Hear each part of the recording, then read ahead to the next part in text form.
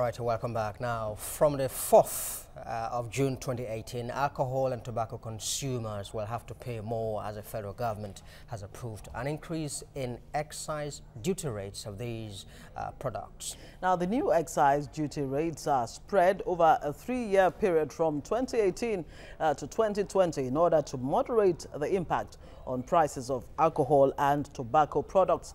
Now, the federal government has also granted a 90-day grace period to all local manufacturers before the new excise duty commences. It is expected that while this amendment will result in a boost for government revenues, it will also reduce abuse and risk of diseases. Let's now bring in Nelson Ekujimi, Executive Director, Committee for Protection of the People's Mandate. Well, thank you very much indeed for coming. Thank you very much for me. Well, there is a sense in which you are the right person to talk about this as Executive Director, Protection of the People's Mandate. Well, the new policy that has been proposed now by the federal government, essentially one to drive revenue, the other to reduce health hazard. What's your take on it? Well, thank you very much. I think we are all aware that the consumption of alcohol and tobacco has become a natural thing for man. It has become a means of social gathering. But be that as it may, we are also aware of the health hazards and the danger it poses to the society. That is the abuse, and the World Health Organization has been very, very much, concerned with the health-related ailments of people all over the world. According to the WHO, about 2.5 million people die annually from alcohol-induced, accidents, deaths. And of these 2.5 million, about 320,000 are young people between the ages of 15 to 29. Globally. So there's a sense in which you can say that it affects the younger people more. Yeah, definitely. And, globally, about 4% of deaths in the world is related to, excessive or abuse of alcohol. And as at now, it is the third high risk factor for health-related illnesses. And that is why you see, even for tobacco packages, it is boldly written there, the health implications. A lot of health hazards, a lot of crime can be, adduced to alcohol abuse. And, because of course they remove the inhibitions that would make you think normally as a human being. But I doubt very much if that really was what government had in mind, coming up with this increase in excise duty, beyond the real issue here, which is income generation, revenue generation for government. According to the Finance Minister, Kemi Adeosun, this was not done arbitrarily, but, stakeholders, it was done in agreement with stakeholders and, every other person that,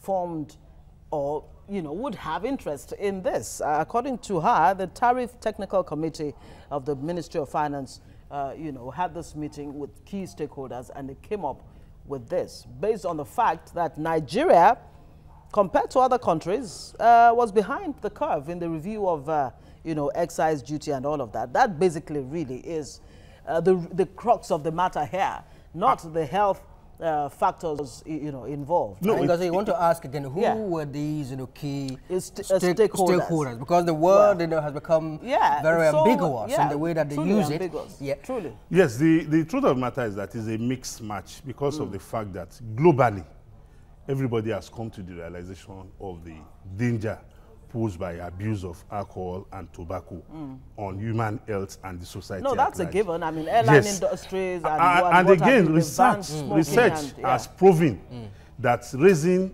those taxes has reduced consumption of these products.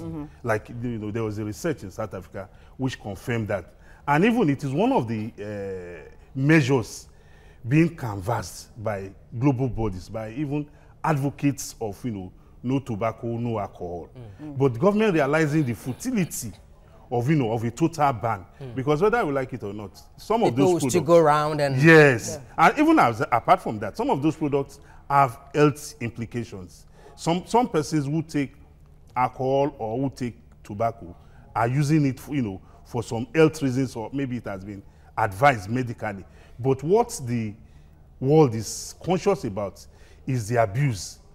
As of today, well, there's a more dangerous dimension now where young kids are being given tramadol and all kinds of things, yes, cough mixtures. It has been, in fact, recently in a secondary school around Lagos, Lagos here, we had that a man and his and some of his gangs was arrested. A man and his son, actually, for selling tramadol to even sell. It's worrisome. So it's a very bad situation. Yes. But what are the benefits really? This increase in excise duty for Nigeria, what really would government benefit from it? The revenue generation drive. What government will benefit is that it will reduce the consumption. And in reducing the consumption, it will reduce, the health hazards being experienced by the people. It also results in reduction in road accidents.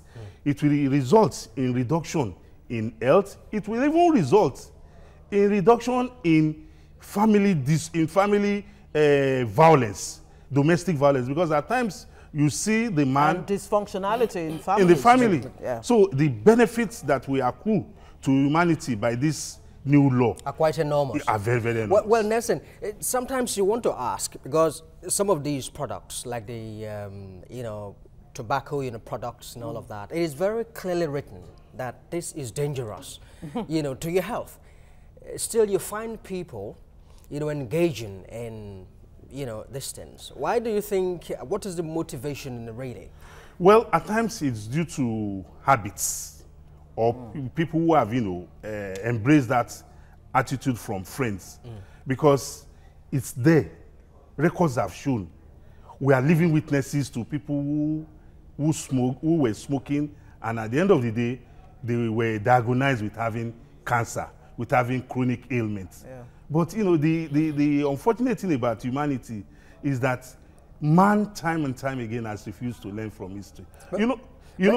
Is there a sense in which people are encouraged? Because sometimes you see people who smoke around you, they are old, all right? And so is there a sense in which, young ones perhaps, say, okay, see this man, they say smoking is dangerous to health. He's grown old now. He's been smoking, for years and nothing has happened. Is there a sense in which, that kind of scenario encourages the young people to engage in these habits? No, there's no sense in it, because you don't know you don't know the health situation of that man and that who is smoking. Peculiar body constitution. Yes, and also, the danger about humanity is that when something happens to your neighbor, a lot of us, in a normal way, we believe, oh, it is his own destiny. It's just like the case of people who are being trafficked. Every day you hear that people are perishing in the Mediterranean Sea. And when you tell somebody, look, this journey is like going on a suicide mission. That's the other person's loss. That's the other person. You don't know I might be different. And even the returnees, when you ask them, and they are even living witnesses to such flights. After all, that's the same thing. Better luck next time. The finance minister. I want us to dwell more on this. The revenue generation drive by the federal government. How much did we read in the papers that Nigeria is already losing? About 9.6 trillion naira. There's a need for Nigeria to up its revenue generation drive. And this actually follows the ECOWAS decision in November of 2017 to increase tariffs, right? But then again, when you compare Nigeria with other countries like Algeria, South Africa, Gambia, Nigeria is still very much far behind. Still like 23.2% compared to Algeria 38%, South Africa 36%, Gambia 30%. I beg to disagree.